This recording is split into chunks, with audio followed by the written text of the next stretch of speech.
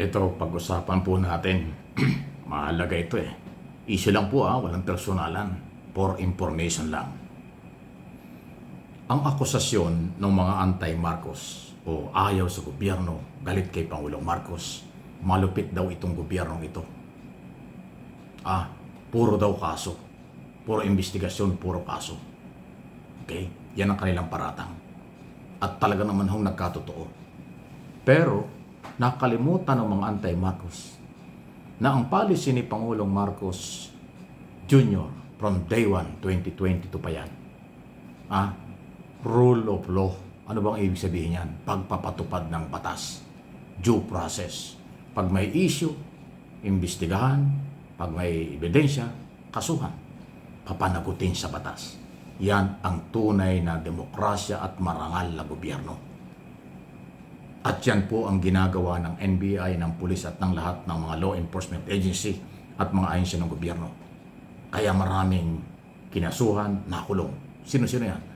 Pinakulong si Kibuloy dahil sa may complainant. Ngayon nasa korte.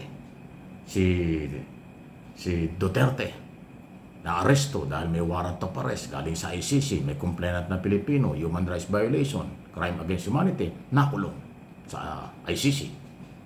Si Tebes may problema rito. Nagtago sa abroad, pero nahuli rin, nakakulong. Si Alice Goo at yung grupo ng mga involved sa Pogo, nakakulong. Ngayon, convicted na. Yung iba attached pa. Katulad ni Harry Roque. Pugante na. Pero may warrant na para sa Pilipinas. Yan ay parte ng rule of law. Meron due process. Binibigay siya ng pagkakataon, pero nagtago. Like Saldico. Inimbestigahan, kinasuhan, may warrant of arrest, nagtatago pa rin. At marami pa. Yung kapatid ni Michael Yang na Chinese, involved din sa mga illegal activities, kinasuhan, nakulong. Iyan ang ginawa ng gobyerno. Hindi po ako spokesman ng gobyerno, pero ako ay Pilipino, alam ko yung nangyayari. May malasakit tayo. Pabor ako sa rule of law, due process. Iyan ang tama. Ang problema, eto na yun. Yung mga anti-Marcos, nasanay sila sa walang due process. Nasanay sila sa pagmumura, pagbabanta, tukhang, double barrel. Walang investigasyon, hinuhusgahan ng bala dahil sa utos ng mga kinaukulan noong panahon yun.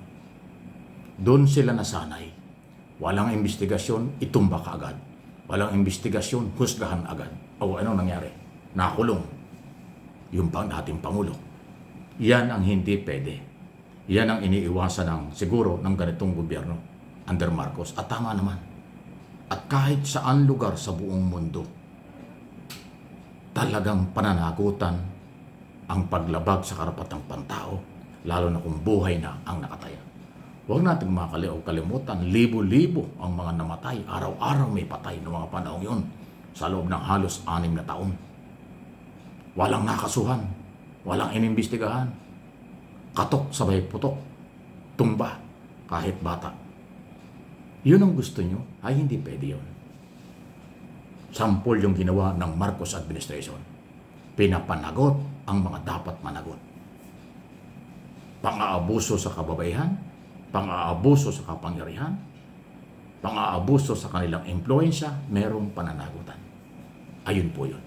So, tayo, kayo na matitinong Pilipino sa buong mundo, alam natin, yung mga anti-Marcos, basher ka agad yan, galit ka agad yan, magbabantayan, magmumura yan, sabihin bias ako, makikipag-away pa yung mga yan, paninindigan yung tukhang, paninindigan yung masama kaysa sa kabutihan. Huwag natin pilitin yung mga ganon. Ang katotohanan, kabutihan ay mangingibabaw. Pagpapalain tayo ng Panginoon kapag sa kabutihan, kabutihan ang pinairal. Walang death penalty sa Pilipinas. Wala sa batas ang paglalagay sa kamay ng may kapangyarihan ng batas. Ibig sabihin, walang due process. Gamitin nila ang kailang kapangyarihan. Ilagay sa kailang kamay ang batas at manghusga. Yan ay labag sa batas ng tao at sa Panginoon. Ayun po yun. Kaya real talk lang tayo. Kaya ganito ang nangyayari sa ating bansa. Yung mga nasanay sa shortcut, tokhang, walang investigasyon, gusto nilang mangyari ulit yun. Yun ang kanilang pinapaboran. Pero kakaunti sila. Mas maraming Pilipino, professional, may takot sa Diyos, may takot at paniniwala sa batas. Tama ang rule of law. Tama ang due process. Yung biktima ng rule of law, due process, mga guilty yun. Kaya galit na galit, kaya nagtaguan, nasa abroad, nag-apply ng political asylum, pero walang tigil ang paninira sa gobyerno. Binaliktad nila. Kaya sila nag-apply ng political asylum, sila daw hinaharas ng Pilipinas. Pero sa totoo lang, sila yung nangharas. Sila yung gumawa ng kalokohan, tapos araw-araw bumabanan sa gobyerno, tapos nag-apply ng political asylum para mabigyan ng proteksyon. Mas kinilala nila ang batas sa abroad kaysa sa Pilipinas. Anong klaseng Pilipino yun? Di ba? Ayan po. Sa totoo lang. Magagalit na naman kayo dahil sinasabi ko ito. Sasabihin nyo, bias na naman ako, may maleta na naman ako, kalokohan lahat yan. Yung mga mali-maleta nyo, sa inyo yan. Sa inyo nang galing yan. Kayo yung meron yan. Ang matitinong Pilipino, hindi naniniwala sa maleta. Kayo yan. Sa inyo nang galing. Kayo nagpakulo niyan. Ginawa niyong ebidensya para sirain kung sino-sino. Kahit na civilian, walang koneksyon sa gobyerno, walang authority sa lahat. Sasabihin niyo may maleta. Pinasabog niyo ang maleta kaya basura yan. Wala nang kredibilidad yan. Lalo na ngayon, yung grupo niyo ang siya palang robbery extortionist. Robbery extortion ang kaso. Sa ayaw sa gusto niyo, maka-Duterte ang grupo ni Mabanta. Bago nag-Marcos, ayan, extortion. O ano nangyari? At yung iba pa, mga nahuli. Ang daming hinuli, kinasuhan. Dahil sa fake news. Sino ang nahuhuli at nakakasuhan? Yung grupo ng mga ayaw sa gobyerno. Grupong naninira sa gobyerno. Lalo na yung nagpalabas na patay na si Pangulong Marcos, malala ang sakit, ganon-ganon. Fake news lahat. Dahil awa ng Diyos, ang lakas-lakas. Yun, busy sa Cebu dahil mayroong ASEAN Summit. Ba, nakakapagbuhat ng bakal, nakakapagbuhat ng 25 kilong rice. Sasabihin nila, stage 4. Fake lahat yun. Threat sa national security ang pag-fake sa kalusugan ng Pangulo. Kaya sila ay hinuli, o kinasuhan, hinuli. Ganun po yun eh. Yan ang rule of law. Kung ayaw niyong intindihin yan, may problema kayo sa bandang huli. Kung ayaw niyong sumunod sa mga batas, may problema rin. Pero ako, bilang civilian, bilang mamamayan, inaaral natin ang mga nangyayari. Kaya direct ang sinasabi ko, dapat hindi kayo magalit sa akin.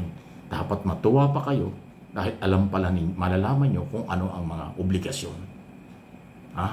Makakaingat, makakaiwas kayo, makakaingat kayo sa mga posibleng inyong kakaharaping problema kung inyong iintindihin ang aking sinabi. Pero kung dahil galit pa kayo, nagpaparatang pa kayo kung ano, di ituloy nyo. Kung ano inyong style ng buhay. Yung batas hindi susuko sa inyo. Ang gobyerno hindi nyo kaya pabagsakin. Dahil ang gobyerno, mamamayan Pilipino, matitino. Yun yun. Please like and share. Di tayo nagagalit. Madali lang talaga tayo magsalita. Di ba? Sa init ng panahon ngayon, maraming pasaway. Pero pag hinabol, nag-iiyakan.